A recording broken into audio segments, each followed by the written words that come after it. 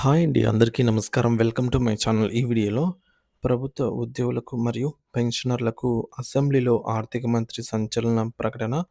ఉద్యోగ పెన్షనర్లకు భారీ ఊరట. మరి దీనికి సంబంధించిన పూర్తి తాజా సమాచారాన్ని వీడియోలో తెలుసుకుందాము.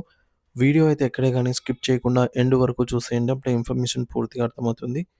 అలాగే వీడియో చూస్తున్న ప్రతి ఒక్కరు వీడియోకి లైక్ చేయండి ఫ్రెండ్స్. ఈ వీడియోని తోటి ఉద్యోగ పెన్షన్ మిత్రులతో అయితే షేర్ చేయండి. కొత్తగా మన ఛానల్ చూస్తున్నవారు ఇంకా ఎవరైనా సబ్స్క్రైబ్ చేసుకున్నట్లయితే వెంటనే మన ఛానల్‌ని సబ్స్క్రైబ్ చేసుకోండి. సో, దీని ద్వారా నేను చేసే లేటెస్ట్ వీడియోస్ అన్నీ మీ వరకు రీచ్ అవుతాయి. ఇక ఆలస్యం చేయకుండా వివరాల్లోకైతే వెళ్ళిపోదాము.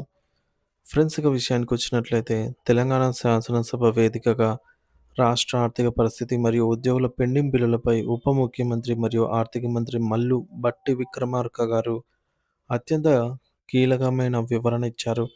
రాష్ట్ర ఆర్థిక పరిస్థితి ఎన్నో సవాళ్లతో కూడుకున్నప్పటికీ తమ ప్రభుత్వం ఉద్యోగులు మరియు పెన్షనర్ల సంక్షేమానికి పెద్దపీట వేస్తుందని ఆయన స్పష్టం చేశారు. గత ప్రభుత్వం బాధ్యతారాహిత్యంగా వ్యవహరించి భారీ స్థాయిలో బకాయిలను పెట్టి వెళ్ళిందని, ఆ భారాన్ని మోస్తూనే ఉద్యోగ వర్గాలకు ఇచ్చిన హామీలను నెరవేరుస్తున్నామని ఆయన పేర్కొన్నారు. డిసెంబర్ 2023 నాటికి రాష్ట్రంలో దాదాపు 40,153 కోట్ల రూపాయల విలువైనటువంటి బిల్లులు పెండింగ్‌లో ఉన్నాయనే చేదు నిజాన్ని ఇప్పటికే శ్వేతపత్రం ద్వారా సభ ముందు ఉంచినట్లు ఆయన గుర్తు చేశారు. ఇందులో కేవలం ప్రభుత్వ ఉద్యోగులకు సంబంధించిన బిల్లులే పెండింగ్ బిల్లులే 4,575 కోట్ల రూపాయల వరకు ఉండటం గమనార్హం. ఇంతటి క్లిష్ట పరిస్థితుల్లోనూ ఉద్యోగుల కష్టాన్ని గుర్తించి గతంలో లాగా కాకుండా ప్రతి నెల 1వ తేదీనే జీతాలు అందేలాగా ప్రభుత్వం పక్కాగా చర్యలు తీసుకుంటుందని, ఇది తమ ప్రభుత్వ చిత్తశుద్ధికి నిదర్శనమని ఆయన గర్వంగా తెలిపారు. ఇక రిటైర్డ్ ఉద్యోగుల పెన్షనరీ బెనిఫిట్స్ విషయంలో ప్రభుత్వం ఎంతో మానవీయ కోణంలో ఆలోచిస్తోంది. జీవితాంతం ప్రభుత్వానికి సేవ చేసిన రిటైర్డ్ ఉద్యోగులు తమ రిటైర్మెంట్ బెనిఫిట్స్ కోసం ఎదురు చూడకూడదనే ప్రభుత్వ ఉద్దేశమని ఆయన వివరించారు.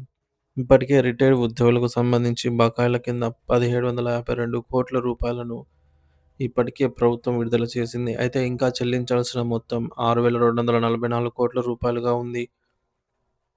మరి ఈ బకాయిలను పూర్తిగా క్లియర్ చేయడానికి ఒక క్రమబద్ధమైన ఆర్థిక ప్రణాళికను సిద్ధం చేశామని విక్రమార్క గారు వెల్లడించారు. పెన్షనర్ల ఇబ్బందులను దృష్టిలో ఉంచుకొని వారి బకాయిలను త్వరితగతిన తీర్చేందుకు ప్రతి నెల క్రమం తప్పకుండా 700 కోట్ల రూపాయలను ప్రత్యేకంగా కేటాయిస్తున్నామని ఆయన సభకు వివరించారు. ఈ నిధులను కేవలం పెన్షనరీ బెనిఫిట్స్ కోసం మాత్రమే కేటాయిస్తూ దశల వారీగా పెండింగ్ బిల్లులన్నిటినీ పరిష్కరిస్తామని, ఉద్యోగ మరియు పెన్షనర్ల వర్గాలెవరూ ఆందోళన చెందాల్సిన అవసరం లేదని ఆయన బలమైన భరోసా ఇచ్చారు. రాష్ట్ర ఆర్థిక వ్యవస్థను తిరిగి గాడిలో పెడుతూనే ఉద్యోగుల ప్రయోజనాలను కాపాడతామని అసెంబ్లీ సాక్షిగా ఆయనైతే పునరుద్ఘాటించారు.